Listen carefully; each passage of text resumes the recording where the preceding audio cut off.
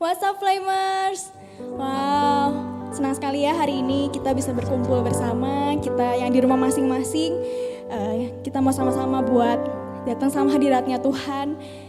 Bersyukur buat 1 minggu yang udah Tuhan kasih buat hidup kita, buat berkatnya, buat kebaikan Tuhan. Kalau hari ini kita ada, hari ini semuanya adalah berkat anugerahnya Tuhan. Dia adalah Allah yang luar biasa, dia gak pernah tinggalin kita sedetik pun. Kita mau datang hampiri tahtanya, mari siapkan hatimu, datang dan masuk dalam hadirat-Mu. Haleluya.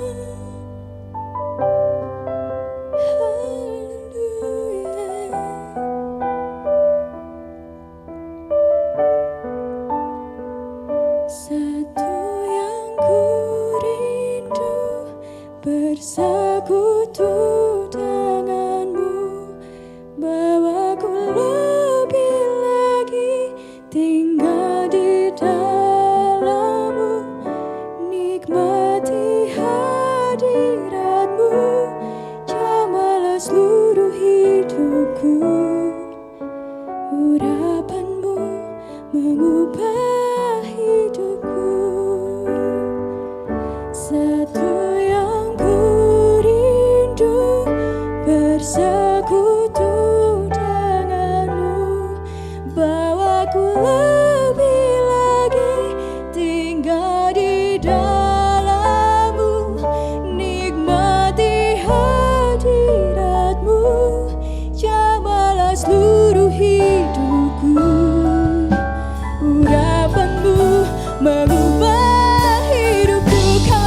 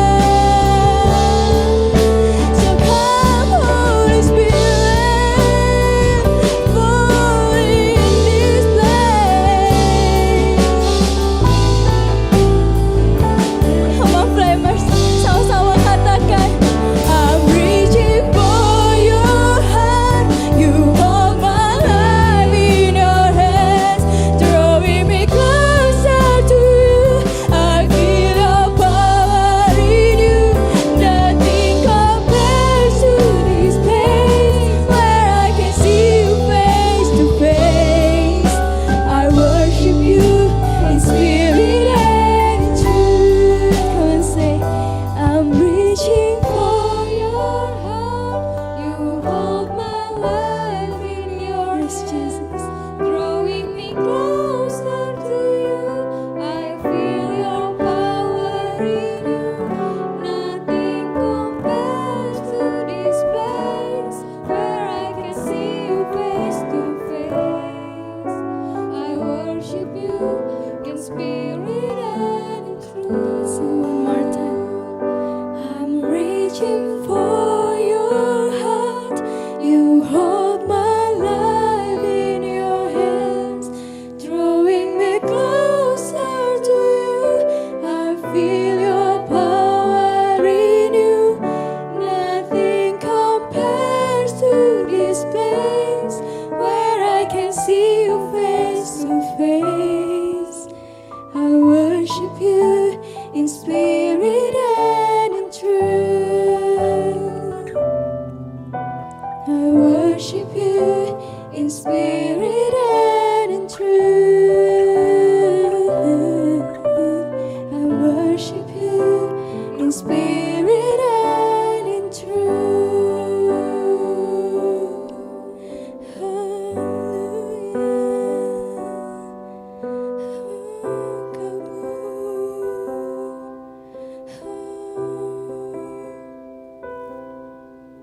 Benar Tuhan, Kau Allah yang sungguh luar biasa. Terima kasih buat Roh Kudus-Mu Tuhan, yang selalu ada buat kami Tuhan. Kami bersyukur buat setiap kebaikan-Mu, buat setiap penyertaan-Mu dalam hidup kami ya Bapa. Kami anak-anaknya Engkau Tuhan.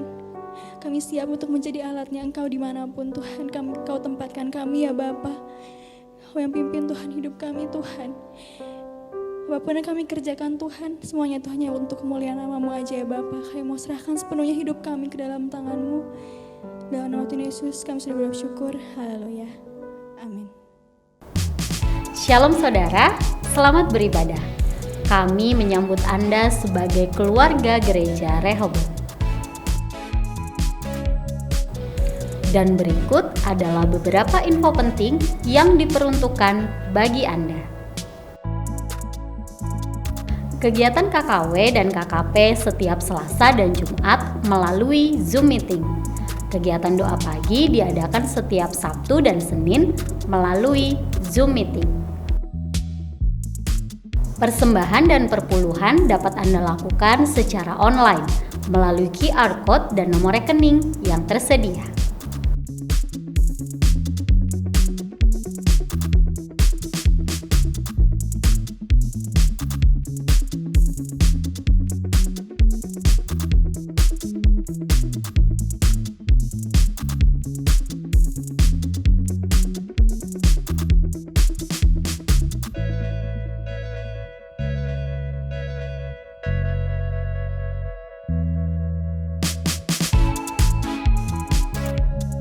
Mari bergabung dalam kelompok kecil Sharon dan bersaat teduh bersama dengan Spiritual Life. Mari bertumbuh bersama dan let us be the true disciple. Tuhan Yesus memberkati.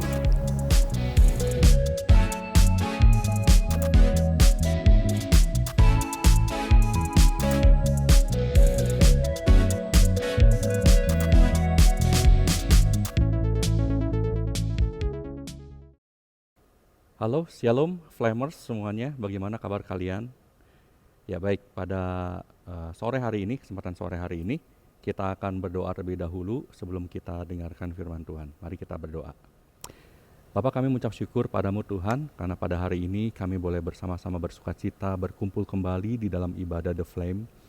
Mari kiranya apa yang saat ini sedang kami lakukan dengan mengikuti ibadah ini Bapak, di tengah-tengah suasana pandemi ini Tuhan, kami percaya Tuhan akan berkarya nyata dalam kehidupan kami. Kami percaya bahwa kreativitas yang Tuhan berikan dalam kehidupan kami juga tidak akan berkurang, karena Engkau adalah Allah yang sangat kreatif bagi kehidupan kami.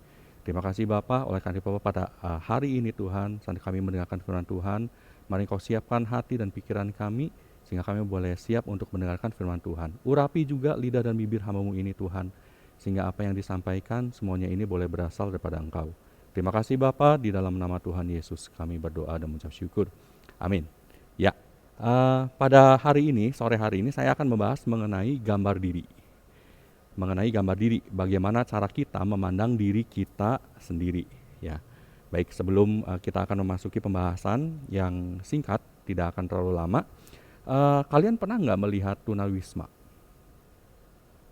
Pernah ya? Kita melihat tunawisma. Biasanya tuh kalau sore, kalau saya suka lihat, itu suka ada di daerah Jalan Muhammad Toha atau di Jalan Ciatel, seperti itu. Saya suka memperhatikan tunawisma itu. Saya suka memperhatikan. Saya lihat ini anak-anaknya ada yang main, lalu kemudian saya pernah lihat juga suami istri bersengkrama ya dengan anak-anaknya, mereka tertawa-tawa.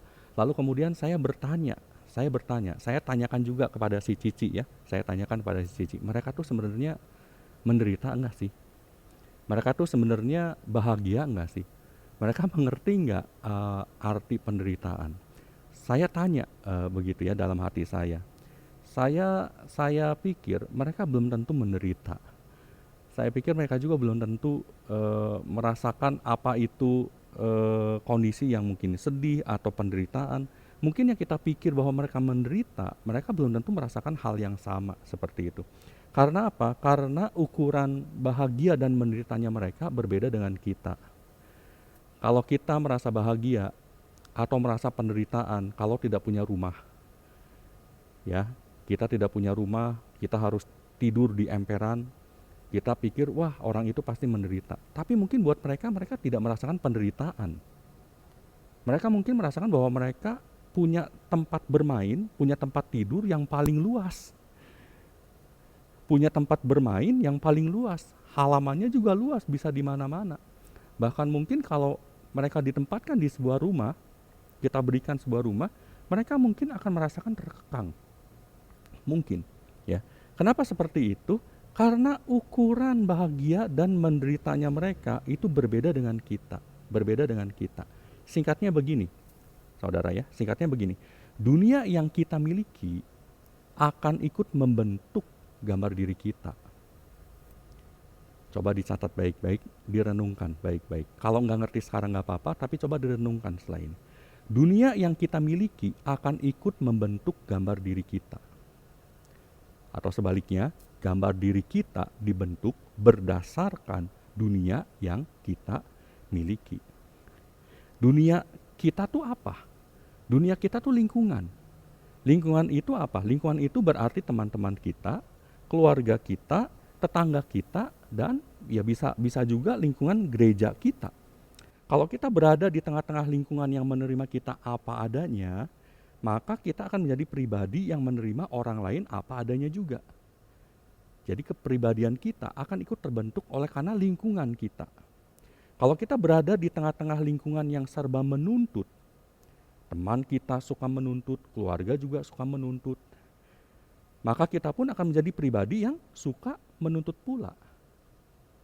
Ya, kalau kita dituntut dan ternyata kita nggak bisa memenuhi tuntutan itu, maka akan timbul penilaian orang lain terhadap diri kita dan penilaian diri sendiri terhadap diri kita. Nah, ini yang membentuk gambar diri kita. Waktu kita tidak bisa memenuhi tuntutan orang lain, maka orang akan pikirnya apa? Dah kamu mah nggak bisa. Waktu kita nggak bisa mengikuti tuntutan orang lain, maka kita menilai diri kita apa? Kamu mah nggak mampu, saya mah nggak bisa. Sehingga lama kelamaan itu akan membentuk gambar diri yang membuat kita jadi akhirnya apa? Saya mah nggak mampu, saya nggak bisa. Jadi itu terus yang menjadi pikiran kita. Kalau nggak sesuai dengan tuntutan kita, maka mungkin sering juga orang bilang gini sama kita, dah kamu mah bodoh, dah kamu mah beda sama orang lain, dah keluarga kamu mah kurang, nggak bisa beliin ini itu. Begitu kita lihat misalkan teman-teman kita semuanya pakai gadget, lalu kemudian kita bilang sama orang tua kita, mah beliin gadget dong, sama seperti tetangga tuh beli gadget. Nanti dulu, mama belum ada uang, papa belum ada uang. Lalu kemudian kita coba maksa, kita jadi marah-marah, kemudian kita mulai membuat penilaian diri sendiri. Aku mah, keluarga saya mah bukan keluarga yang mampu, yang sanggup untuk membelikan gadget seperti apa yang tetangga saya punya, tetangga saya miliki. Lalu apa yang terjadi setelah itu dengan teman bermain kita? Kita agak menjauhi. Ya, kenapa? Karena kita nggak punya gadget itu. Tapi kalau kita punya gadget, wah langsung bersama dengan teman-teman, yuk kita main bareng-bareng, ngariung. Tapi kalau kita nggak punya, kita akan merasa tersisihkan. Kita merasa terbuang. Ya, kita merasa terbuang. Akhirnya apa? Kita merasa minder, merasa berbeda. Atau mungkin juga timbul emosi yang terpendam dalam diri kita. Jadi marah terhadap diri sendiri, marah terhadap kenapa kok saya dilahirkan dari keluarga yang seperti ini. Timbul emosi. Nah, gambar diri yang rusak itu akan terjadi kalau ternyata kita nggak masuk dalam standar ukurannya mereka. Ya, gambar diri yang rusak akan terjadi kalau apa? Kalau ternyata kita nggak masuk dalam standar ukurannya mereka. Kalau dari awal gambar diri kita yang kita punya udah punya penilaian tertentu seperti itu, penilaiannya negatif. Nah, itu yang susah untuk dirubah. Susah untuk dirubah. Malahan yang akan terjadi kalau marah apa? Kalau marah yang muncul tuh jati dirinya yang sesungguhnya. Kalau marah tuh dia pasti akan bilang, dah saya mah jelek. Kalau dia merasa jelek gitu ya. Dah saya mah bodoh, dah saya mah nggak mampu ini itu, saya mah beda sama orang lain. Dia akan ngomong seperti itu pada waktu emosi. Kenapa? Karena gambar diri yang jeleknya itu yang akan terpancar keluar. Kenapa bisa seperti itu? Karena dia udah terbiasa bertahun-tahun hidup di dalam dunianya, ya, di dalam lingkungannya yang membentuk kita menjadi pribadi yang seperti itu. Saya mah jelek, saya mah nggak bisa apa-apa, saya mah bodoh. Karena kita selalu dibandingkan, karena kita selalu dituntut dan nggak bisa memenuhi tuntutan itu, akhirnya apa? Timbullah satu penilaian terhadap diri sendiri seperti itu. Maka apa yang harus kita lakukan sebenarnya? Apa yang harus kita perbuat sesungguhnya? Yang pertama begini, firman Tuhan bilang begini, mari kita buka di dalam Mazmur 1 ayat yang ke-1. Mazmur 1 ayat yang ke-1, firman Tuhan berbunyi demikian. Berbahagialah orang yang tidak berjalan menurut nasihat orang fasik, yang tidak berdiri di jalan orang berdosa, dan yang tidak duduk dalam kumpulan pencemooh. Dengan kata lain apa firman Tuhan bilang apa? Firman Tuhan bilang supaya kita tidak berkumpul dengan pencemooh, supaya kita tidak berkumpul dengan para pendosa, supaya kita tidak mendengar perkataan dari orang fasik. Mau serame apapun kita punya kelompok, punya komunitas, punya lingkungan, jangan berkumpul dengan para pencemooh, jangan berkumpul dengan para pendosa, dan jangan berkumpul atau mendengarkan perkataan dari orang fasik. Orang fasik itu adalah orang yang gak kenal Tuhan. Sehebat apapun dia ngomong, tapi kalau dia tidak berdasarkan dari firman Tuhan, jangan pernah didengarkan. Kenapa? Karena standar nilai mereka berbeda dengan kita. Kalau kita berkumpul dengan para pencemooh itu kan bukan hanya ngomongin orang lain. Pencemooh itu akan ngomongin diri kita sendiri pun akan diomongin. Bukan cuma orang lain yang di luar dari kelompoknya, tapi kita pun akan ikut diomongin, betul nggak? Kita datang ke kumpulannya kita, pakai baju, dilihatin atas bawah. Lu mah pakai baju kayak gini. Kita datang ke kumpulan kita bawa misalnya apa, bawa gadget atau misalnya lu kan pencemooh, jadi selalu mencemooh kerjaannya. Nah kalau kita selalu dengerin itu pencemooh, jadi dicemooh lagi, gitu, capek, betul ya? Nah kalau kita berkumpul dengan para pendosa pun seperti itu kan, standarnya beda jauh. Kalau kita berkumpul dengan para pendosa, mereka misalnya, maaf kata saya katakan, nonton film porno, ya nggak apa-apa, sok nonton aja, nggak masalah. Kalau lu nggak nonton film yang kayak gituan, lu nggak akan pernah dewasa. Nanti ngomongnya seperti itu. Kenapa? Karena kita berkumpul dengan para pendosa. Sok cobain aja ngisep, nggak apa-apa, sekali dua kali. Kan cowok kan, masa cowok nggak pernah ngisep? Ya. Kenapa? Karena kita berkumpul dengan para pendosa. Mereka berpikir hal yang seperti itu lumrah, biasa aja, baik-baik aja gitu. Ya, tanda kedewasaan seperti itu. Standarnya itu jauh berbeda. Nah, lama-kelamaan kalau kita berkumpul dengan para pencemooh, kita berkumpul dengan para pendosa, atau kita mendengarkan perkataan dari orang fasik terus menasehati kita yang tidak sesuai dengan firman Tuhan, lama-kelamaan kita akan capek. Energi kita akan terkuras. Karena apa? Karena kita hanya berusaha memenuhi apa yang mereka tuntut. Supaya diterima dalam kelompok, ya udah yuk merokok. Cobain ngerokok. Sekali dua kali cobain ngerokok, akhirnya ketagihan. Betul ya? Banyak dari antara kita kan yang akhirnya jatuh ke dalam dosa, terikat dalam jeratan dosa. Itu karena apa? Karena awalnya tuh coba-coba bersama dengan teman-teman. Yuk sini yuk nonton yuk. Yuk sini yuk orang boga buku halus misalkan. Terus kita nonton bareng-bareng, kita baca bareng-bareng seperti itu. Nah awalnya seperti itu, akhirnya menjadi keterikatan. Kenapa bisa terjadi begitu? Karena kita berkumpul dengan para pencemooh. Kalau kita tidak mau melakukan apa yang mereka mau, apa? Itulah mana? Kita merasa dibuang. Supaya kita tidak merasa terbuang, apa? Ya udah ikutan. Nah itu membentuk gambar diri akhirnya. Membentuk gambar diri. Nah makanya jangan berkumpul dengan orang-orang yang seperti itu. Lalu kita harus kumpul dengan siapa? Coba berkumpul dengan orang-orang yang sama seperti kita. Ya, coba berkumpul dengan orang-orang yang selevel dengan kita. Maka kita akan merasa bahwa kita tidak seorang diri. Contohnya gini, kalau kita nih, dunia kita sekarang saat ini, terpengaruh media berpikir dan berkata bahwa Lee Min Ho mah ganteng, cakep banget. Lee Min Ho. Saya nggak tahu kalau tokoh-tokoh yang lain apa ya. Lee Min Ho itu wah cakep, ganteng banget. Begitu. Maka dalam diri kita akan membentuk penilaian bahwa kalau mau disebut cakep harus seperti Lee Min Ho. Betul nggak? Atau misalkan pinter. Pinter itu kayak gimana sih? Pinter itu gini. Kita seringkali dikasih tahu sama guru dan orang tua Kalau yang namanya pinter itu nilai harus bagus. Nilai apa yang bagus? Bukan agama, bukan PPKN, bukan sejarah, bukan. Nilai apa? Nilai matematika, nilai bahasa Inggris, IPA, fisika, kimia. Sehingga tanpa sadar kita menilai diri kita sendiri tuh gini. Kalau mau pinter, maka nilai matematika harus bagus, nilai bahasa Inggris mesti bagus, nilai fisika, nilai kimia juga harus bagus. Kalau nilainya nggak bagus gimana? Kita menilai diri kita sendiri. Oh, berarti saya nggak pinter. Berarti saya bodoh. Ya. Jadi seringkali hal-hal yang seperti itu membentuk pengalaman-pengalaman seperti itu membentuk gambaran tentang diri kita. Gambaran tentang diri kita.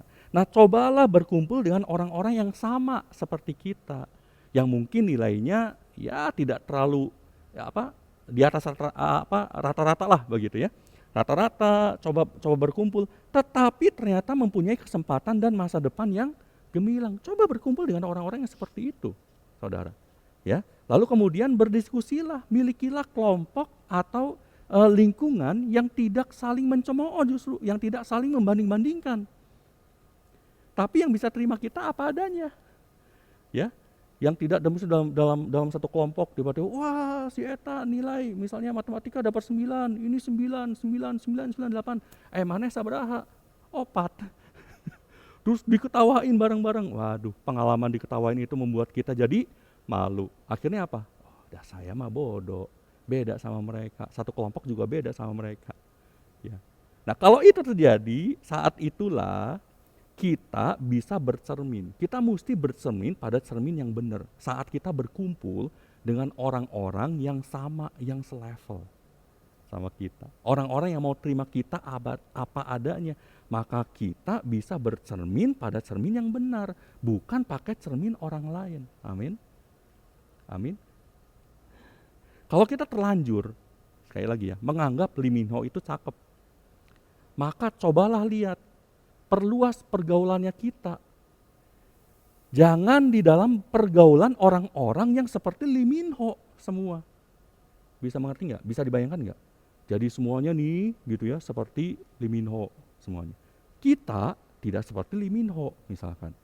Kita mungkin seperti siapa? Joe Taslim. Ya, Joe Taslim kulitnya agak coklat. Kalau Lee Min Ho kan putih-putih gitu kan ya, putih-putih seperti itu. Nah, kalau kita punya pergaulan seperti itu, terus orang ngomongin, oh Lee Min Ho nih, gua seperti Lee Min Ho, dia juga seperti Lee Min Ho. Terus kita lihat ya, kulit kita enggak putih seperti ini, apa yang akan terjadi? Makin stres kita. Betul nggak? Makin stres, karena kita akan makin merasa berbeda. Jadi kita tuh akhirnya membandingkan diri kita dengan tidak seimbang. Ya, dengan tidak seimbang. Ya, kalau kulit aja udah beda, apalagi muka. Banget kita udah berbeda gitu. Tapi cobalah berkumpul dengan orang yang sama. Coba. Lalu dengarkan kisahnya mereka. Bagaimana mereka bisa menjadi berkat, bisa menjadi terang, dan bisa terlepas dari belenggu gambar diri yang rusak. Maka kita punya cermin yang benar. Perluas pergaulan kita, perluas dunianya kita. Ya, kalau kita hanya punya dunia dengan perkumpulan, ini saya sebut, saya misalkan ya, perkumpulan Lee Min Ho, coba perluas pergaulan kita. Karena definisi cowok cakep itu nggak selalu seperti Lee Min Ho. Di luaran sana tuh ada seperti Joe Taslim, Jaja Miharja, penyanyi dangdut bukan.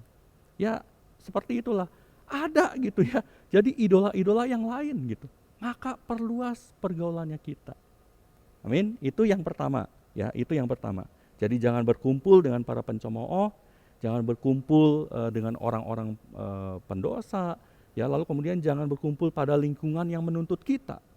Tapi buatlah satu perkumpulan yang sama selevel dengan pengertian bahwa lingkungan itu mau terima kita apa adanya. Berkumpul bersama dengan itu, lalu dengarkan kisah mereka, saling sharing, saling membagi hidup. Ya, maka kita akan sanggup untuk bercermin pada cermin yang benar. Kita akan lihat diri kita apa adanya. Ya, diri kita apa adanya. Nah, Tadi kita udah bahas tentang cermin yang benar. Cermin yang benar itu apa sih? Cermin yang benar itu artinya gini, kita bisa bercermin sesuai dengan diri kita apa adanya. Gak memandang terlalu tinggi dan juga tidak memandang terlalu rendah. Tetapi ada cermin yang paling akurat sebenarnya. Cermin ini nih yang bukan hanya melihat diri kita apa adanya secara fisik, secara karakter, yaitu apa? Firman Tuhan. Itu adalah cermin yang paling akurat. Kenapa? Karena firman Tuhan tidak pernah menjadi cermin yang hanya melihat kita apa adanya, tetapi dia menjadi cermin yang dapat melihat kecantikan dan ketampanan yang ada di dalam diri kita yang sesungguhnya. Amin. Firman Tuhan tuh tidak pernah membahas tentang kecantikan atau ketampanan seseorang. Nggak pernah membahas juga tentang standar daripada kepandaian. Bahwa orang yang pandai akan begini, orang yang tampan akan begini, orang itu mah standar dunia. Tapi firman Tuhan nggak pernah bilang seperti itu. Nggak pernah bilang seperti itu. Ya, kita lihat di dalam 1 Samuel 16 ayat yang ke-7. 1 Samuel 16 ayat yang ke-7. Firman Tuhan berbunyi demikian. Tetapi berfirmanlah Tuhan kepada Samuel, janganlah pandang parasnya atau perawakan yang tinggi, sebab aku telah menolaknya. Bukan yang dilihat manusia yang dilihat Allah, manusia melihat apa yang di depan mata, tetapi Tuhan melihat hati. Amin. Ini firman Tuhan ini pada waktu Samuel dia mencari raja pengganti Saul pada waktu itu, ya. Dia cari gitu raja. Lalu kemudian datang ini gimana? Ya, kakak-kakaknya Daud pada waktu itu ya diminta untuk tampil di depan Samuel waktu itu. Nah, kakak-kakaknya Daud semuanya dilatih secara militer. Jadi bisa berperang, badannya jadi semua. Tapi apa yang Samuel katakan? Tuhan tolak. Tuhan tolak. Dunia menerima kita secara fisik. Tapi Tuhan melihat kedalaman, keindahan, ketampanan, kecantikan yang ada di sini. Yang ada di sini. Amin. Makanya apa? Sering-sering baca firman Tuhan. Milikilah lingkungan dan pergaulan yang seluruhnya itu adalah orang-orang yang mengasihi Tuhan. Yang mencintai Tuhan. Karena semakin banyak kita bercermin melalui firman Tuhan, akan membuat kita mempunyai cara hidup sebagai warga negara kerajaan sorga. Amin. Semakin banyak kita menggunakan cermin firman Tuhan, akan membuat kita menyadari bahwa kita mempunyai hak sebagai ahli waris dan sebagai anak. Kita baca firman Tuhan, kita renungkan firman Tuhan. Jadi yang masuk dalam pikiran kita tuh bukan hanya sekedar drakor, drama Korea, wah, mun gelis, kudu kieu ya, wah, mesti punya baju ini, outfitnya mesti begini, mesti begitu, mesti punya ini. Dunia berpikir seperti itu. Betul. Dunia berpikir seperti itu. Karisma tuh terlihat dari mana? Dari outfit yang kita pakai, potongan rambut atau entah apapun juga. Dunia berpikir seperti itu. Tapi firman Tuhan tidak berpikir seperti itu. Firman Tuhan melihat kedalaman isi hati kita. Jadi semakin kita memiliki pergaulan dengan orang-orang yang mengasihi Tuhan, semakin kita sering membaca firman Tuhan, itu akan membentuk apa? Itu akan membentuk pola pikir kita. Itu akan membentuk pola ucap kita. Pola ucap akan membentuk pola tindakan kita sehingga akan sesuai dengan warga negara surga. Amin. Saya harapkan kalian semua saat ini coba mulai merenungkan. Tuhan bagaimana? Jadi yang mesti ditanyakan tuh gini, bagaimana saya memandang diri saya sendiri? Terus yang kedua, bagaimana orang lain memandang diri saya? Itu kalian harus mendengarkan ini. Jangan hanya mau mendengarkan apa yang saya pikirkan tentang diri saya. Karena pasti itu akan belum tentu benar. Tapi coba dengarkan apa yang orang lain pikirkan tentang kita. Emang siapa yang memikirkan kita orang lain? Loh, yang paling dekat apa? Keluarga kita kan. Kita punya papa mama, kita punya koko cici, kita punya dedek, kita bisa tanya, menurut lu gua seperti apa? Coba didengarkan. Ya. Lalu setelah itu renungkan firman Tuhan ini, kemudian miliki komunitas yang membangun. Amin. Miliki komunitas yang membangun, kemudian bacalah firman Tuhan dan milikilah komunitas orang-orang yang mengasihi Tuhan. Yang cara berpikirnya benar, cara berucapnya benar, cara bertindaknya benar. Ya. Itu akan membentuk gambaran jati diri kita yang sesungguhnya. Sebagai apa? Ahli waris kerajaan surga. Amin. Amin. Amin. Mari kita tundukkan kepala, kita akan berdoa saat ini. Mari kita berdoa. Bapa, kami mengucap syukur pada hari ini Tuhan. Kami semua adalah anak-anak-Mu yang Engkau mengasihi kami sangat Tuhan. Oleh karena itu Bapa, hamba berdoa saat ini untuk setiap kami yang saat ini mendengar firman Tuhan ini Tuhan. Kami tahu bahwa tidak ada satupun dari antara kami, Tuhan ciptakan kami untuk menemui kegagalan. Tidak ada dari antara kami yang akan mempunyai masa depan yang tidak cemerlang. Semua kami sudah Tuhan tempatkan khusus. Ada berkat Tuhan tersendiri dalam kehidupan kami. Kami mungkin hidup dalam keluarga yang mungkin tidak seberuntung teman-teman kami Tuhan.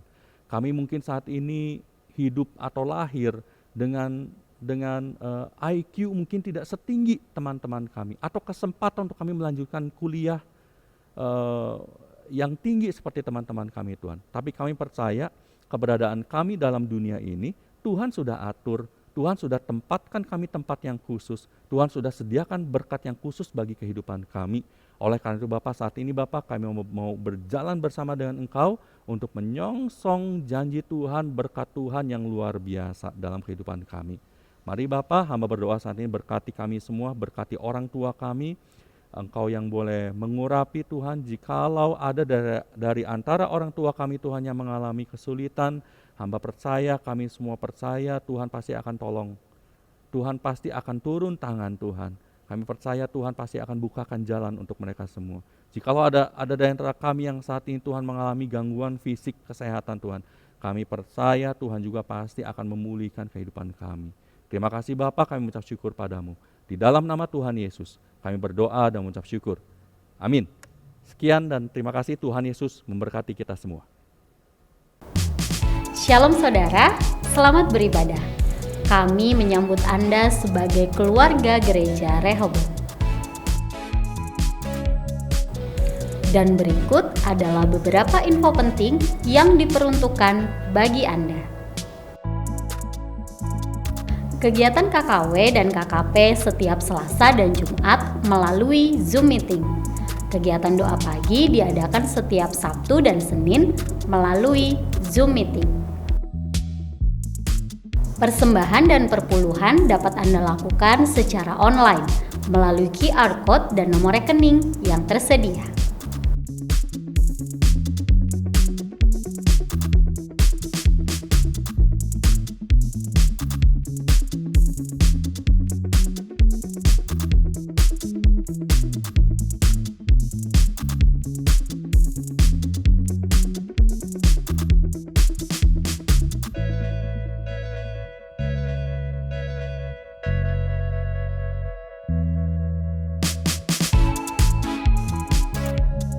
Mari bergabung dalam kelompok kecil Sharon dan bersaat teduh bersama dengan Spiritual Life. Mari bertumbuh bersama dan let us be the true disciple. Tuhan Yesus memberkati.